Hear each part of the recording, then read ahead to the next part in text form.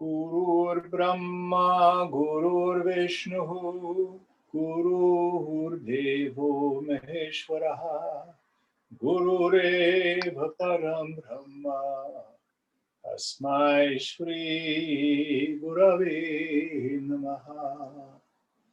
Chinmayam Vyapyat Sarvam, Trailokyam Sacharacharam, Tatparam Darshitam Yena, Tasmai Shri Gurave Namaha. Tvameva Mata cha Pita, Tvameva Bandhuscha Sakha, Tvameva Vedya Dravinam, Tvameva Sarvam Mama Deva Deva, Tvameva Sarvam Mama Deva Deva.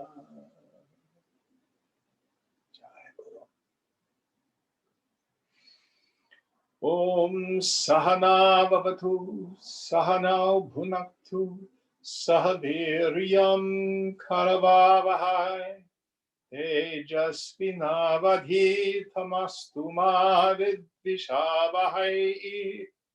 Om Shanti, Shanti, Shanti.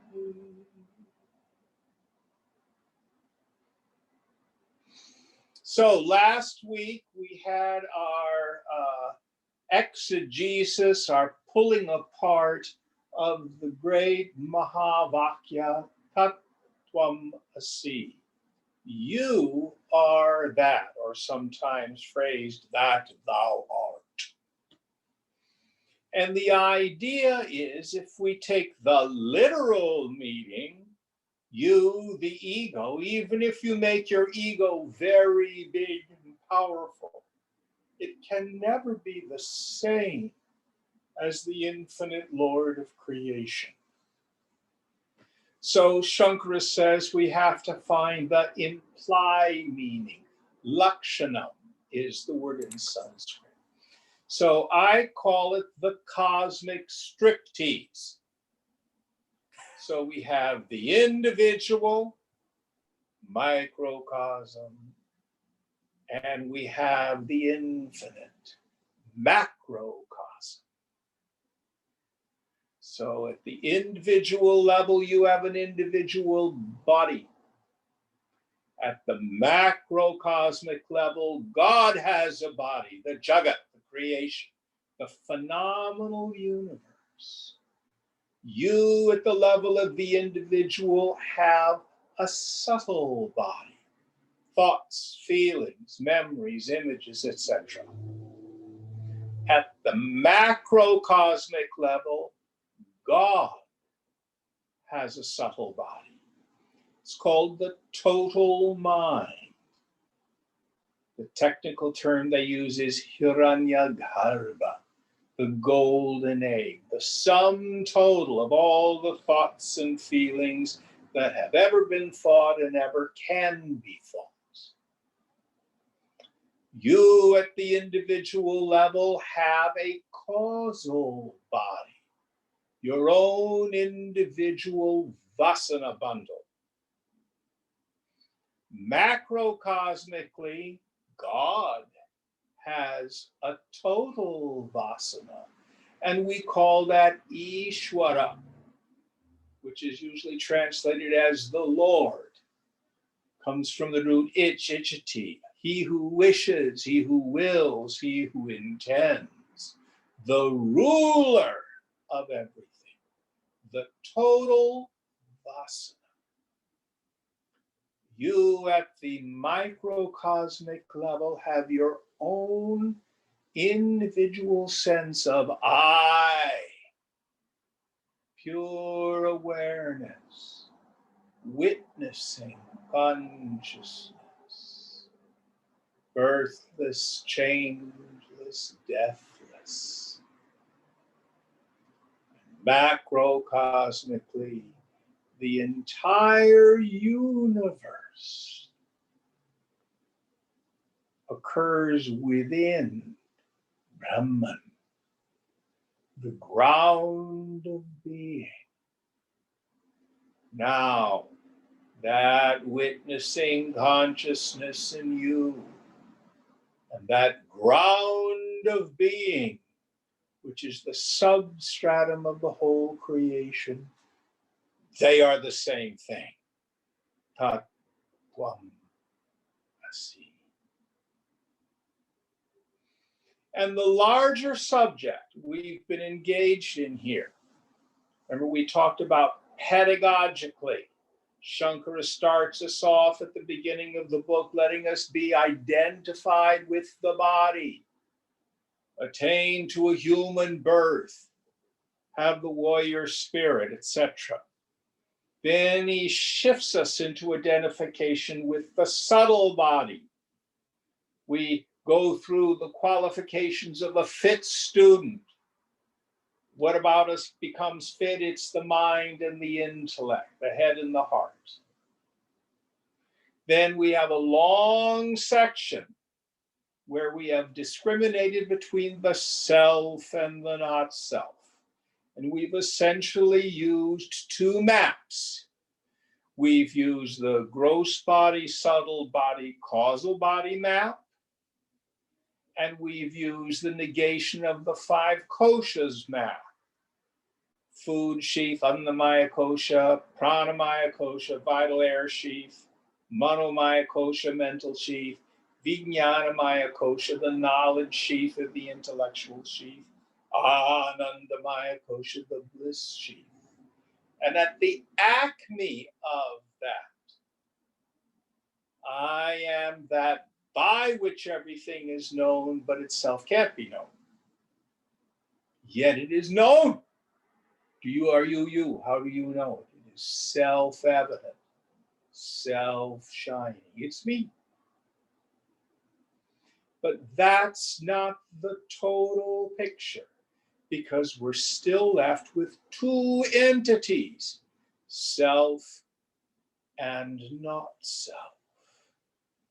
And Shankara has now taken us into the next step of our practice. This world that we've been calling the not self is really the self too.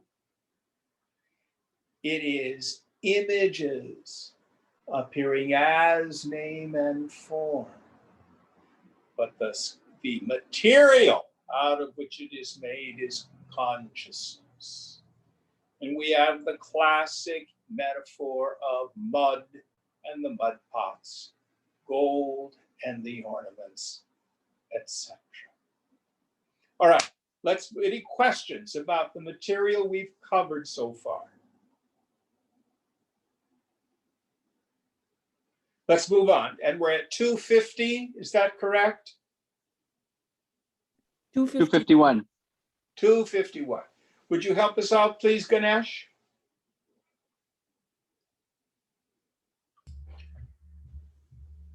Nitakaryam sakalam ghatadi satatam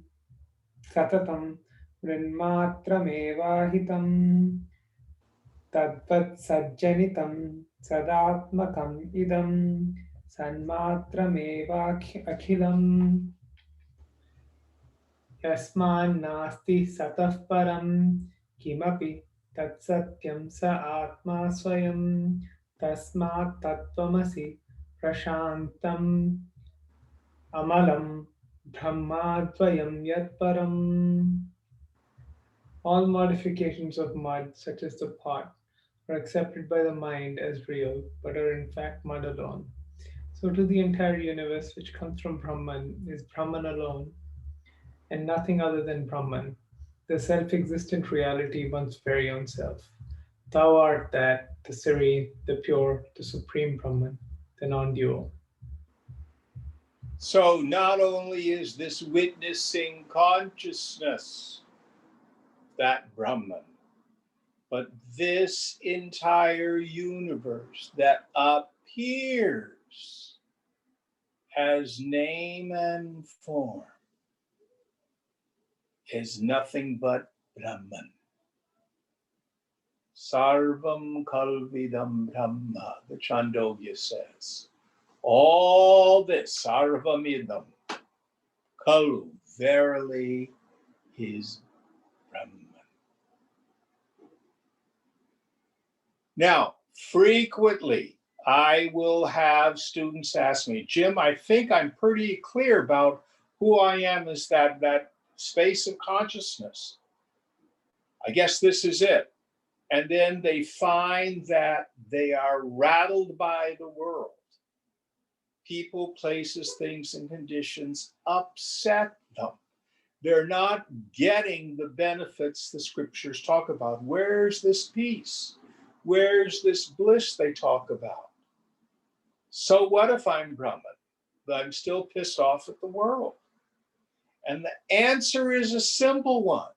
We need to endeavor to see the self in and through the world, which means we've got to dial down our reactivity to it. All of it comes about as imagination. It's just the play of mind. Don't feed it.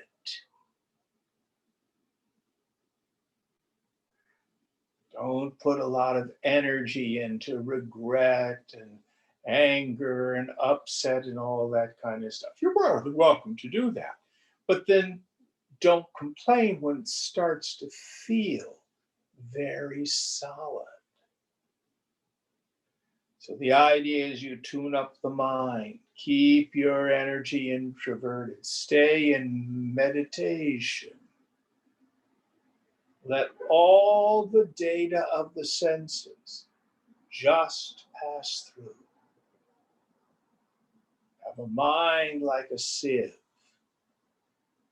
Whatever data comes through your senses, positive or negative, just let it pass through. All is Maya. All is bliss. Next verse.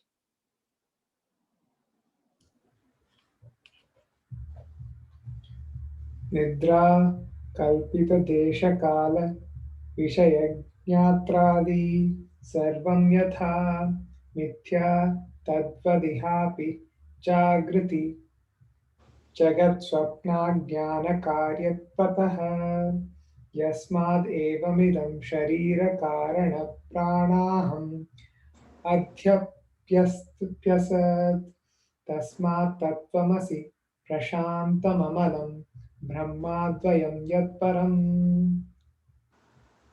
Just as the place, time, objects, nor etc. in a dream are unreal, so too is the world we experience in our waking state. I'm sorry, you're speaking a little too softly for me. Can you speak a little louder? Yeah. Just as the place, time, objects can you hear me, Jim? Yes. Just as the place, time, objects, nor etc. in a dream are unreal, so too is the world we experience in our waking state, which is due to our own ignorance. Since the body, the organs, the pranas, the ego, etc., are unreal, thou art that, the serene, the pure, the supreme Brahman, the non-dual. So Shankara again uses this comparison, which is so useful. Vedanta becomes very easy to understand if we go to the dream state. You are the God of your dream. If you have a dream, in the dream you have a dream body, and you have a dream ego identified with that body. And from that dream body, you have a locus of perception. You peep out at a world of name and form, which seems other than you. And inside you have thoughts, feelings, reactions about those experiences. But from the viewpoint of the waker, you know that the dream body, the dream ego, the dream people, places, things, and situations, and the reactions to them are nothing but your mind refracting like a prism into that. This world is no different, with one exception. You are the God of your dream. Ishvara is the God of this dream. So your little ego is not projecting this world. It's a part of it. But that doesn't change what it is. The material cause of the phenomenal world is consciousness. Like mud in the mud pots, it is consciousness. And just as when you make a pot or a cup or a vase, even if you break the form, the mud is still the mud. So also, whatever happens to anything in this world, the ground of being is never touched. You are never touched. It's like a hologram. It's like a light show. Am I still online? I see a little box and that's it. Yes, I see you, Jim. Okay. You're there. Yeah. Let me see. 1 second. Yeah, there's lots of people here. And what? There's lots of people here still. Yeah. Oh, okay. So do you all get the idea that all of this comes about as a dream? It's not created the way a potter creates a mud pot, where he is other than the pot. It is consciousness itself by its inherent power. It's Maya Shakti. All this world arises in it like a very long and very vivid dream. Any questions? Any thoughts? On the previous verse, I noticed one of the most valuable things I've said to myself in meditation is who cares? My mind always focuses on things that does nothing but cause me and other people problems. And it's just like, don't even need to react to it. You know, you can just disregard it with practice through meditation. You know, it's just Exactly. like, yeah, and that's what I've really done. I've been just like, who cares? And so much of what I think does nothing is nothing but just BS. So it's just Shankara amazing. says these fascinations and obsessions are like the citrus tree. That if you don't water it, they just wither and die. Yeah. But if you start to water it with your attention, all of a sudden it gets big and blooms again. Very good.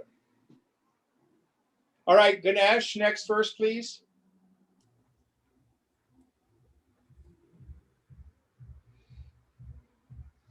Yatra bhrantya kalpitam tadviveke tattanmatram naiva tasmat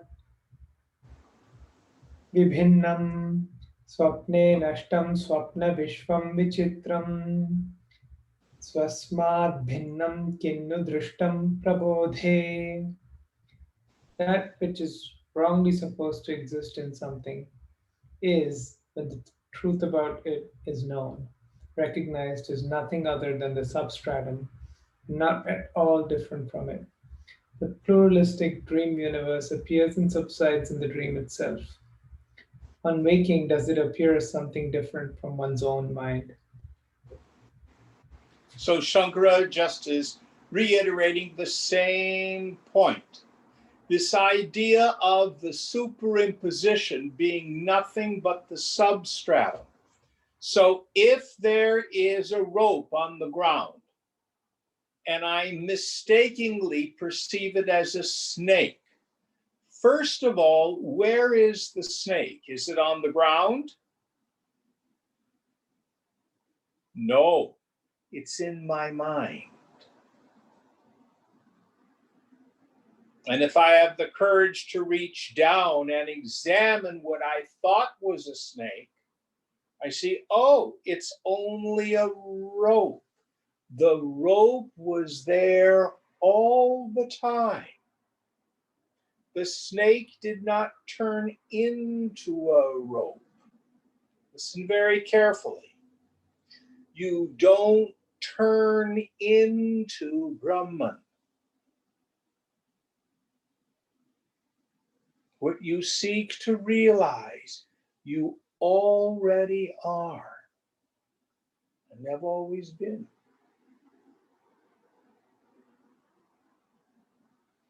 My sorrow and fear is rooted in the fact that I am attached to the name and form.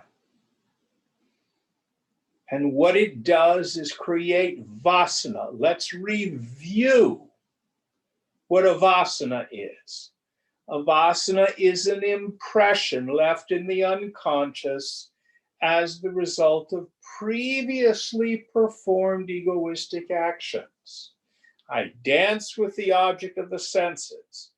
After that dance, I engage in what we call chintya, after the fact thinking, rumination about the experience.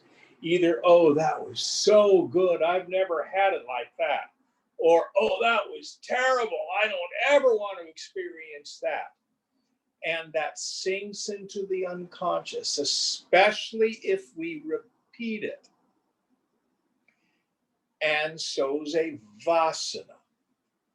Now, listen very carefully. A vasana has two powers.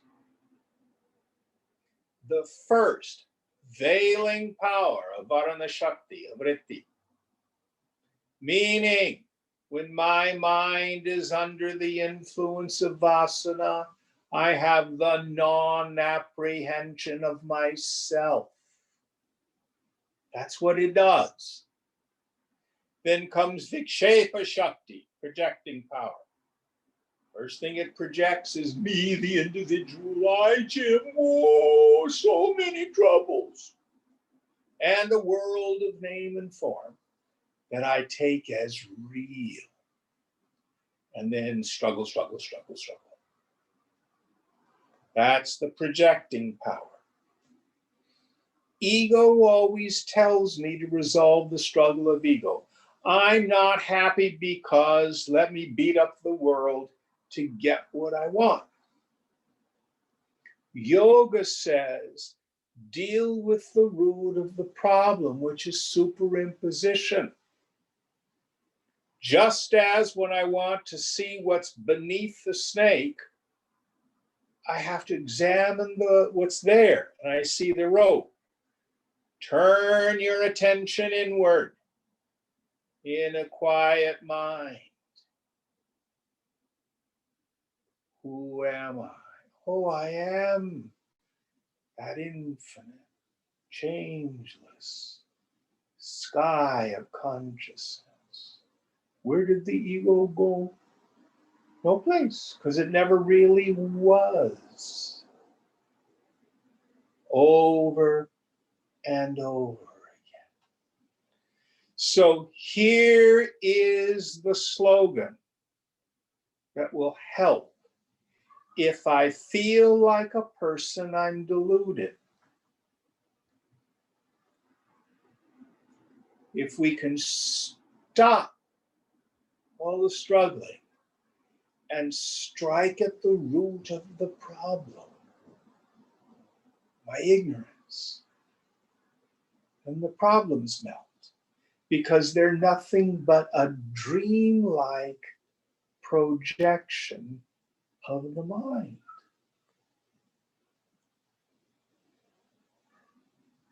Any thoughts on this? Next verse.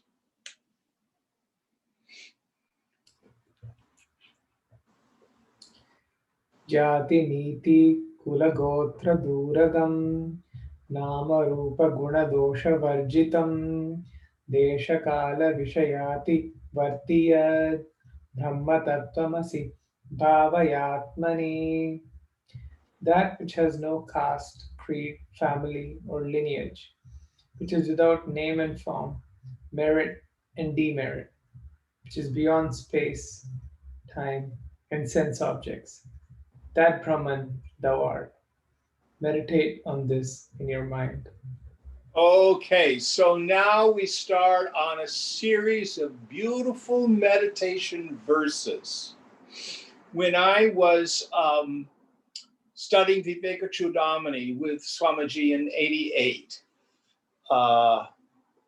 all of the 200 and something delegates at the camp, with the exception of only a handful of us, were Indians. And starting with this verse, he recommended that we memorize these next verses. I confess I'm not a very good yogi. I never memorize them even in English. What is the verse numbers you want us to memorize? Starting with one we just started. What number was that? I don't know. Oh. Ganesh, what number was the one we just So did? 254 to 266. These are aids to meditation verses. Okay. Yeah. 254 to 266. Okay, thank you. Yeah. Sorry. Yes. No, it's a good question. So anyway, I would recommend that you at least become good friends with them, because they are wonderful aids to meditation. Swamiji said these helped him a lot in his sadhana. So these are all attributes about the self that we can dwell on. So let's go through them one by one, the ideas in each verse. What's the first idea, Ganesh? No caste, creed, family, or lineage. So all the issues we have around family, status of life, stuff like that, none of that belongs to me. Now, it can be subtler stuff. I think I heard Justin joking before class about, Taittiriya saying, oh, you should love your mother. And he was going on about, well, my mother was crazy, stuff like that. We all have these stories from childhood. Drop them. All of them. You are not any of your family of origin stories. Or if you have a disability, drop the story about it. What am I going to talk about with other people? Then keep your mouth shut. Listen.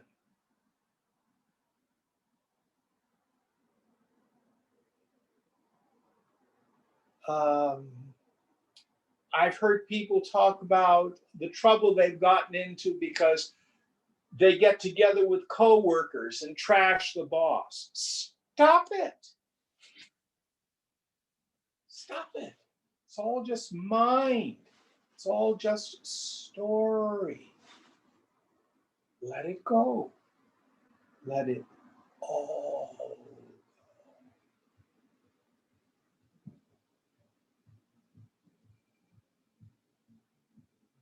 Any thoughts on this? Next idea. Without name and form, merit and demerit. Yes, that's pretty straightforward. It is beyond anything that we can describe. Next idea. Beyond space, time, and sense objects. Yes. So, how big are you? Sometimes it feels like myself is a little point that I peep out from. Sometimes it feels like it's this vast sky of awareness. The truth is, it is without dimension because it's outside of time and space. It's all right here. Yourself is in another dimension.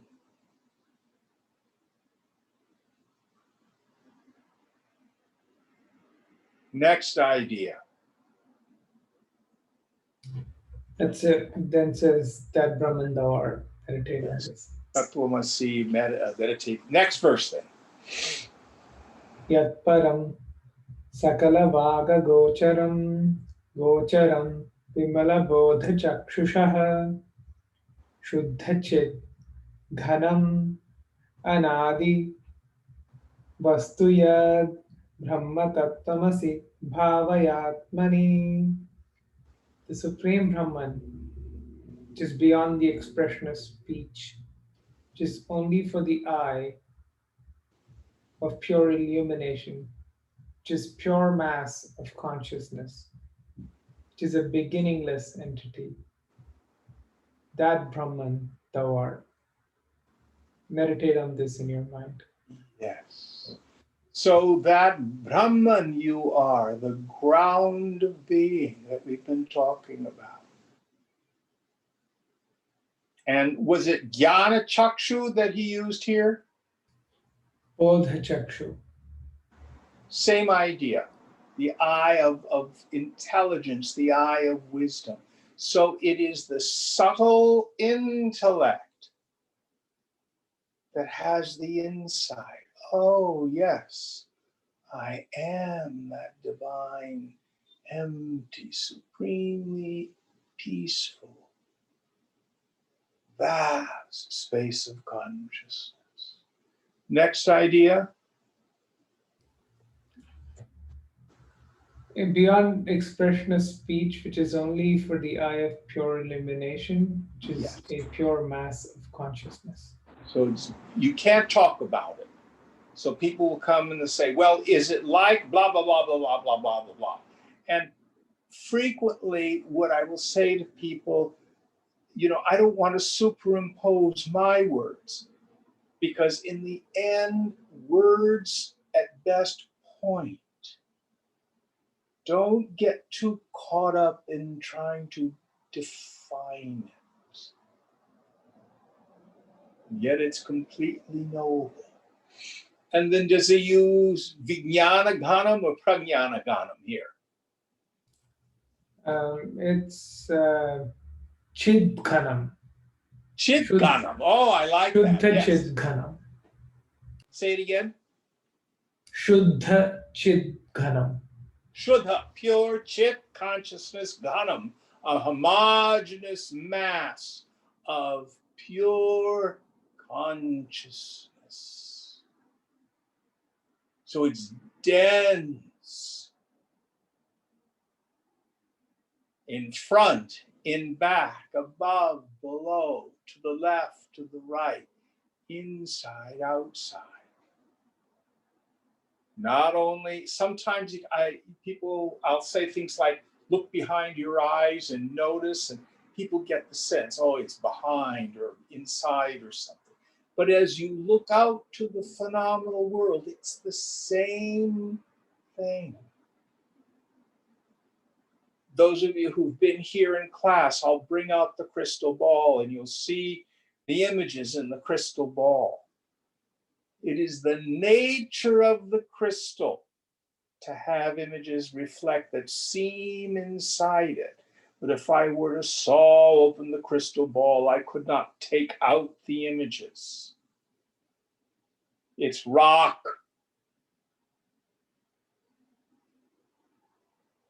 Spatika Ghanam, a homogeneous mass of crystal quartz. Yet a world appears inside. So also Vishuddha Chit Ghanam, pure mass of consciousness. Next idea. Which is a beginningless entity. Yes. When did you begin? At my birth? No.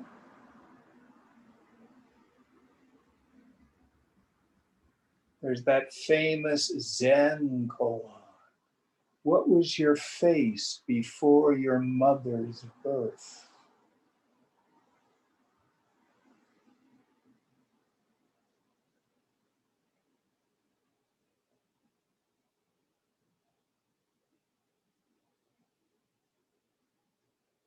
Before the beginning of time, I am.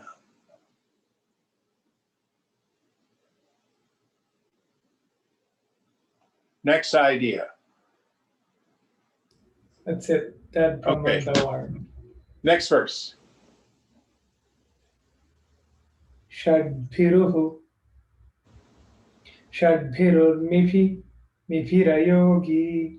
Yogi hrid bhavitam. Na karnaihi. Vibhavitam. Buddhaye vedhyam. Anavadhyam asti yad. Brahma tattvamasi. Bhavayatmani. That which is untouched by the 6 waves of sorrow, which the yogi's heart meditates upon, but which is not grasped by the sense organs, that which the intellect cannot know, which is unimpeachable, that Brahman thou art. Meditate on this in your mind. So I always forget what the 6 waves of sorrow are. It's probably there in Swamiji's commentary. Can someone help us out? Hunger, thirst, revulsion for objects producing sorrow, delusory fascination for pleasurable objects, old age, and death. There they are. So it's beyond all the phenomena that happen to the body, the mind, and intellect in this world. What's the next idea? The yogi's heart meditates upon, but which is not grasped by the sense organs.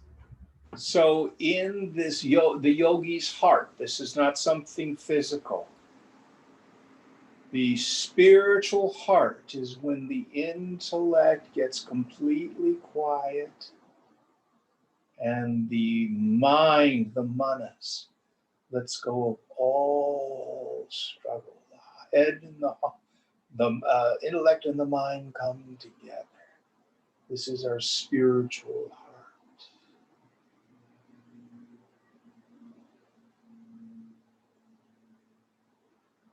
So he meditates on this in the heart. What's the next idea?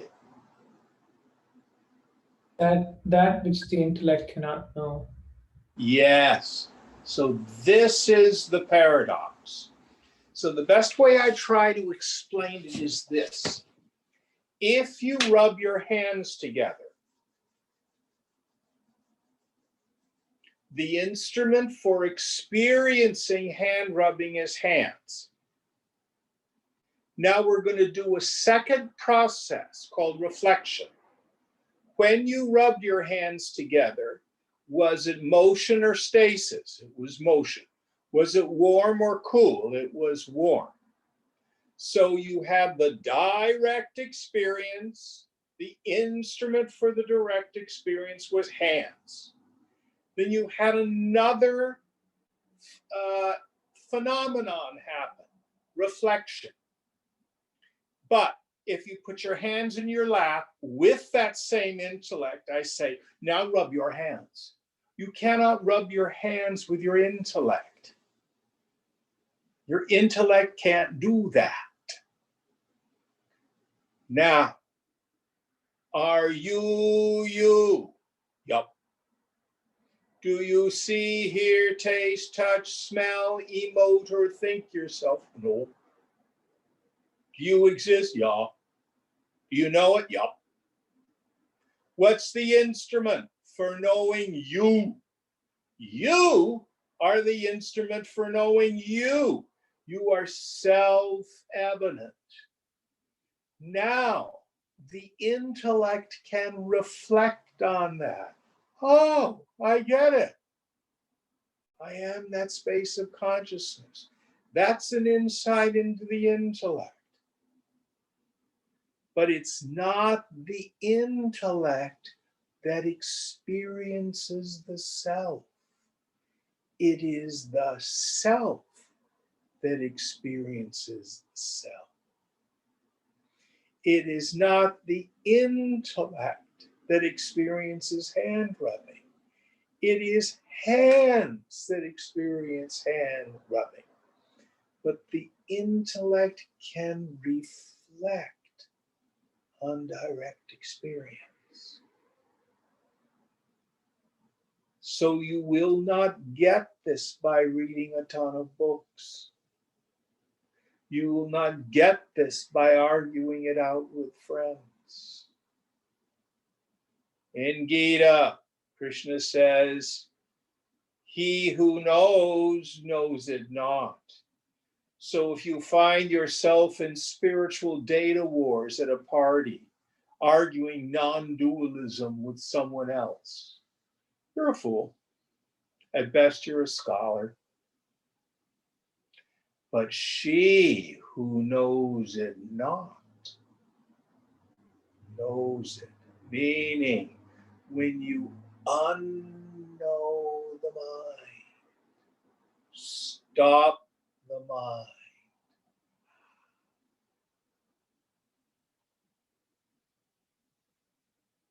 Then that ground of being becomes clearly evident. Next idea. That's it. Next verse. Bhranti kalpita jagat kalashrayam swashrayam cha sadasadvilakshanam nishkalam nirupamanavadhyad brahma tattvamasi bhavayatmani. That which is the substratum for the universe and its various aspects, which are all due to delusion, which supports itself, which is other than the gross and the subtle, which has no parts and truly has no comparison. That Brahman thou art. Meditate on this in your mind. So the first idea again. That which is a substratum for the universe and its various aspects, which are all due to delusion. So just like you are the substratum, your mind is for all the elements of the dream, so Brahman is the substratum for all the elements of this great dream. This Mahaswapna, this great dream, and all the elements in it. Don't worry. Be happy. It's all okay. The ground of being is never touched. Next idea.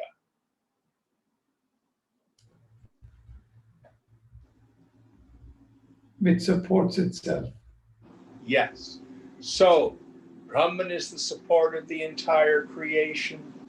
But what is it that supports Brahman? It is its own support. It needs nothing else. Time and space are in it. Next idea. Which is other than the gross and the subtle. It is other than the gross and subtle, and it's also the gross and subtle. Meaning the gross and the subtle are superimpositions upon it. Just like the objects, gross, and the thoughts and feelings, subtle, of the dream are just superimpositions on the stuff of your mind. Is that all the pieces of that one? Which has no parts and is truly incomparable. Yes. You can't be cut up into pieces, which means that the self in me is not like the self in you. The self in me is the self in you. Next one.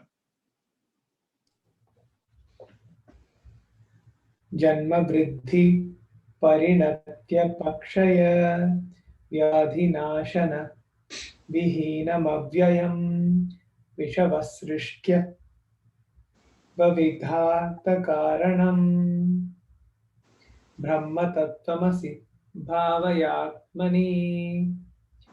That which is changeless and so free from birth, growth, development, waste, disease, and death, which is indestructible and the cause for the creation, maintenance, and dissolution of the universe. That Brahman thou art. Meditate on this in your mind. So all the various stages of all forms, they come into existence: birth, growth, change, development, disease, decrepitude, and finally death and destruction. It is the cause of all of that.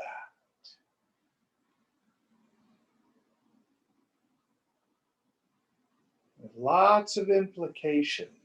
So one of the things Krishna is saying is death is not a tragedy. My loss may be a tragedy,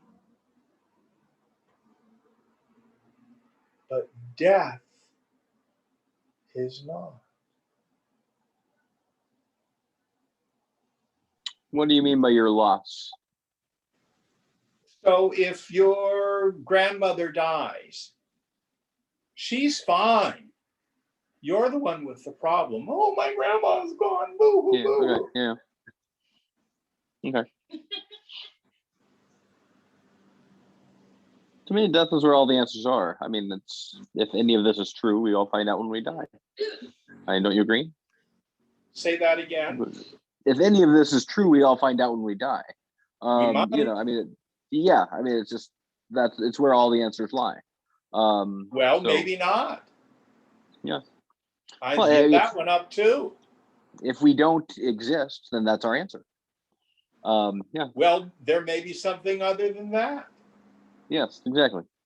But Maybe all of the Vedantas completely horse hooey, and the Egyptians. Well, that's my whole point. Yeah, that's my whole point. Is that we find out if we don't exist and we die, and nothing is, you know, after this, and we're just nothing but a mass of electronic energy, then we just find that out, you know, in one way or another. You know, but all the answers are in death. Yeah. I don't know. What we know for sure is we don't know. Yeah. What we can say is what the scriptures say. And for yogis who have crossed to the other shore, it's very clear that who I am is not the body. And we may have to take that on faith right now.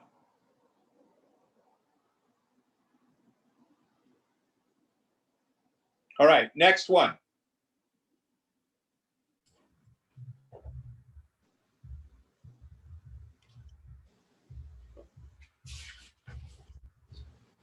Astabhedam anapastalakshanam nistaranga jalarashini nischchalam nityamuktam vibhaktamurtiyad brahma tattvamasi bhavayatmani. That which is free from all distinctions, which is never of the nature of non-existence, which is calm like an ocean without waves, which is ever free and is of indivisible form. That Brahman thou art. Meditate on this in your mind. Yes, beautiful, beautiful poetry. Using the language of double negation. And the idea of it being vast and empty like a calm ocean. Infinite and vast.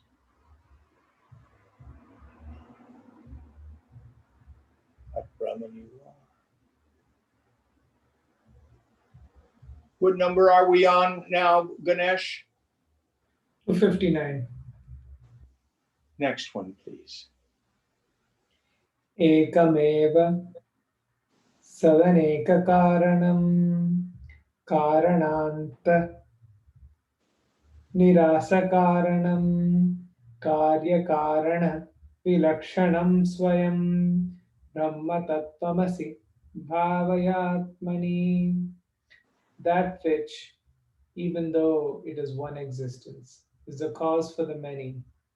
It refutes all other causes, but itself is without cause, which is distinct from cause and effect, and is independent. That Brahman, thou art. Meditate on this in your mind. So in the phenomenal world, we deal with cause and effect. The seed is the cause of the tree is the cause of the log is the cause of the table, etc. What is it that's the cause of it all? Well, again, using our dream as a metaphor, what is the cause of everything in the dream? Your mind. So also, Brahman is the cause of all this. But itself is beyond all cause and effect. And in fact, dreams cause and effect. The great example I like to give is I had a very vivid dream once, and in the dream I was teaching flying. All these people were lined up in front of me.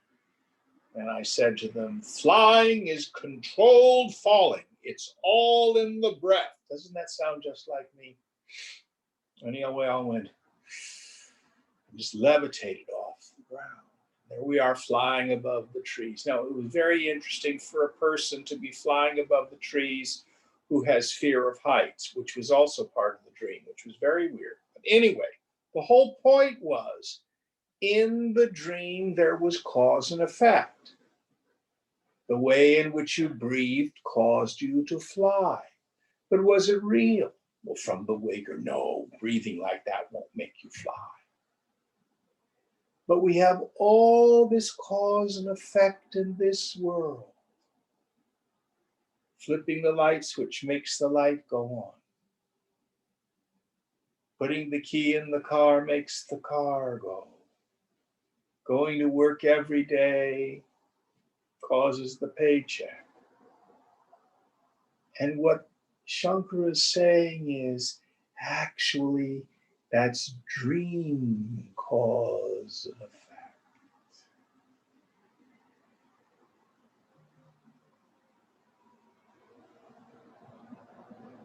And that is how certain yogis and people in other religions are able to perform what we would call miracles, things that defy our assumptions of cause and effect. Because in the end, cause and effect that we assume is true and real are just assumptions shared by a bunch of people.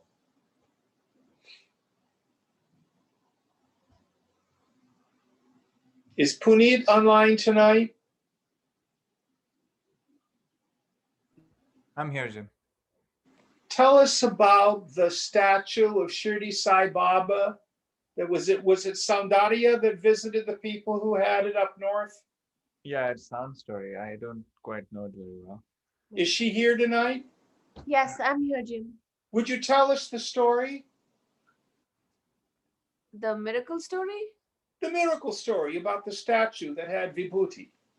Yeah. So there's a statue of Sai Baba that's in my family friend's place in Seattle, and the statue like would occasionally there would be vibhuti at the base of the statue or like at the foot of Baba.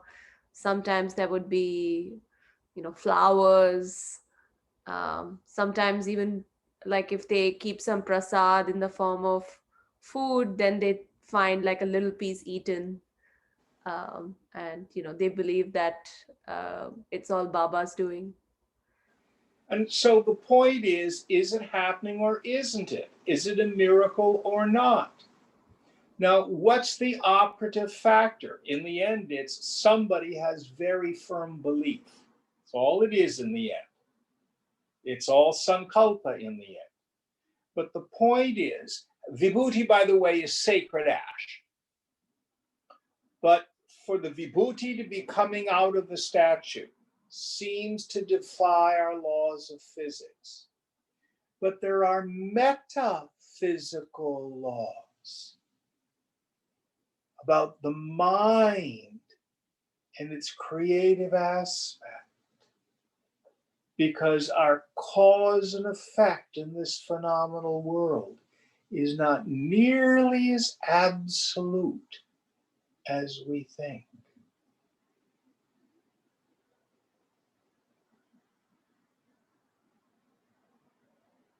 So here's a story about someone who's, and these are not wackadoodle people. And it happens outside of Indian religion. It happens in Christianity. It happens in China. It happens in the Philippines. These things happen all the time that seem to violate our normal understanding of physics. And behind it, it's because physics isn't absolute, because it's all consciousness. That's the point. It's far more plastic than we may think. I was talking with a fellow today, and he's gotten himself into a financial jam. He doesn't see any way out. Now, he has a dualistic frame of reference. But I told him, all things are possible with God. Trust. Turn to God. Get quiet and ask for help. It's possible. All things are possible with God. Same idea. Same idea.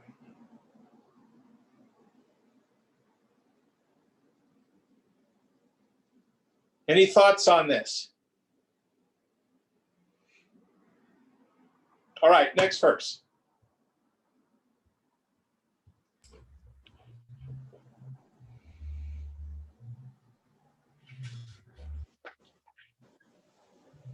Nirvikalpakam Analpamaksharam Yataksharaksha Ravilakshanam Param Nityamapyayasukham Niranjanam Brahma Tattvamasi Bhavayatmani. That which is free from Maya, which is infinite and indestructible, which is other than the world of change, which is supreme and eternal, which is permanent and indivisible bliss, untainted. That Brahman thou art. Meditate on this in your mind. So what was that first word? Nirvikalpayam? No. Nirvikalpakam. Nirvikalpakam. So without any movement, without any perturbation of any kind. Now, there's an inference here that we might as well address. Later in the book, we're going to talk about Nirvikalpa Samadhi. That state that the yogis experience when the last thought is thoughted, the mind has exploded, and the sense of the individuality is gone. And you know beyond a shadow of a doubt, I am that partless Brahman. And once I start talking about nirvikalpa, then all of a sudden, oh, I want nirvikalpa, I want nirvikalpa, I want nirvikalpa. And I invite us, let's just set it on the shelf. Because always when we teach nirvikalpa, we teach two definitions. There is that explosion of the mind in nirvikalpa. But nirvikalpa is also another definition for you. The scriptures define nirvikalpa, that state when the distinction between knower, knowing, and known is gone. Do you know you are you? Yes. Who knows it? I do. What's the means of knowledge? Me. What is the known? Me. So you are nirvikalpa.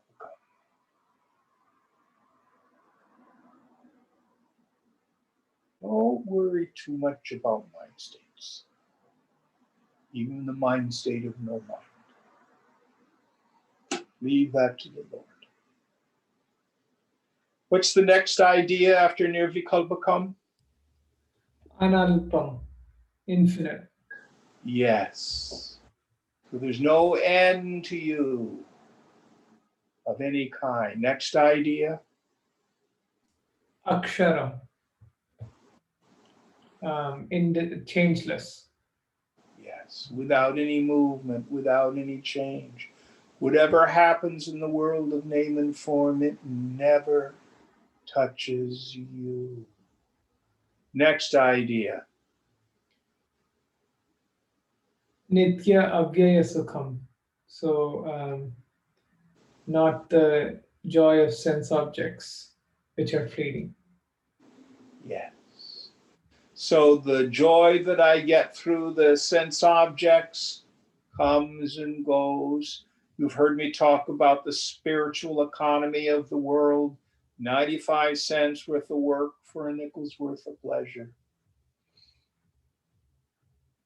But the pleasure of yourself, the bliss of yourself, is always there. And it's infinite.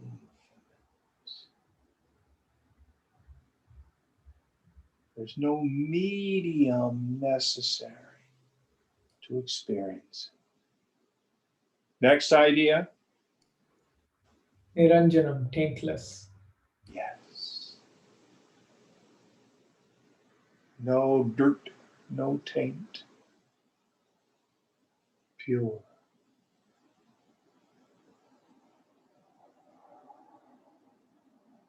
Talking with a fellow today, and his psychotherapist was working it. You're not defective. You're not defective.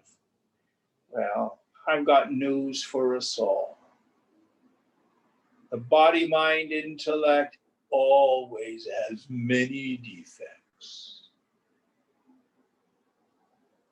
And yourself is always niranjanam, taintless.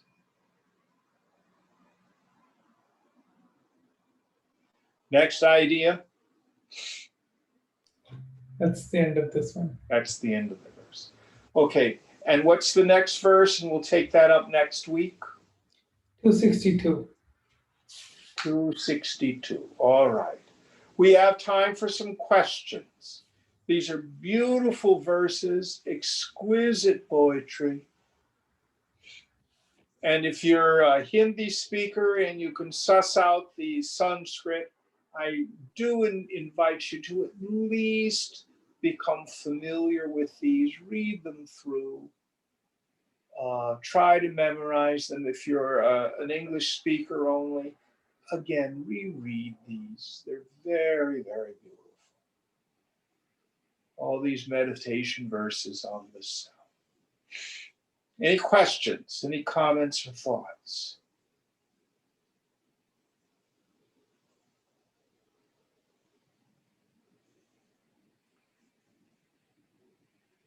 All right, that's it.